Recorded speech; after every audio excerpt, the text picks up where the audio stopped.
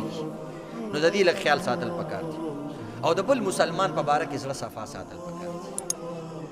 دا یاد لرئ چې د کوم مسلمان باره کې ته څنګه زړه ساتي همدغه شان تا سره به د هغوی په زړه کې به خیالات دي چې بل مسلمان له په زړه کې ګند ساتي هغه به هم تا دپاره ګند ساتي. یو ځل یو بادشاه هغه یو وزیر ته وویل د دې جملې څه مطلب دی چې دل سے دل گورا ہوتی ہے، د زړه نه زړه ته لاري. وایي دا لاره خو چېرته موږ نه ده لیدلې. موږ وایو که نه چې د چا دپاره ستا زړه صفایي نو زړه نه زړه ته لاري هغه زړه هم ستا دپاره پاکي. وایي دا څنګه چل دی او په دې نه پوهېږم. هغه وایي دا د الفاظو خبره نه ده، عملي طریقې سره درته وښیم چې زړه ته لار څنګه وي. ویل بالکل دا خو ډېره ښه ده. وایي عملي درته ښیم خو داسې کار وکړه داسې خیره نشان کمزورې کپړې واچوه چې څوک دې نه پېژني او ما سره لږ بازار ته وځه. هغه ځان کپړې بدلې کړلې او خپل هغه حالات یې بدل کړه، بهر ووته.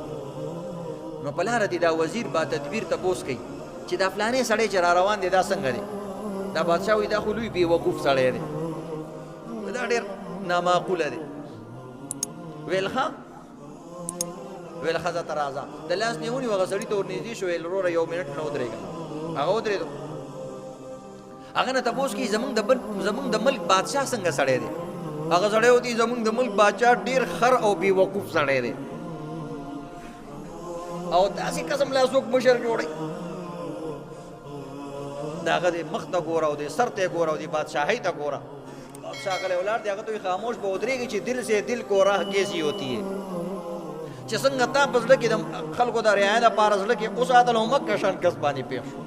بیا لږ ساعت پس یو بل کس ورته وایي دا څنګه سړی دی؟ وایي دا خو ډېر سیاڼه کس دی او ډېر سمجداره کس دی او ډېر ښه انسان دی.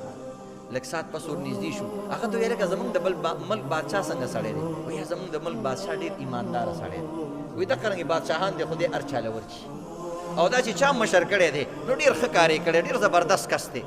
اگر چې خلک په دې نه پوهېږي خو ډېر زبردست کس دی. بس بادشاہ تو وی پوئی خوشبی کرنے چی دل سے دل کو راہ ہوتی ہے. د بادشاہ د دماغ و اثر پټول رعایا باندې کیږي. د آیات چې کله ملک صدر او مشر غل وي، کرپټ سړی وي، بې انصافه سړی وي، د مظلوم مددگار نه وي، عوام به هم اقشان وي. د آیات لري نو د دې اثر یې په خلکو د دین خبر بل ته رسول صدقه جاریه ده.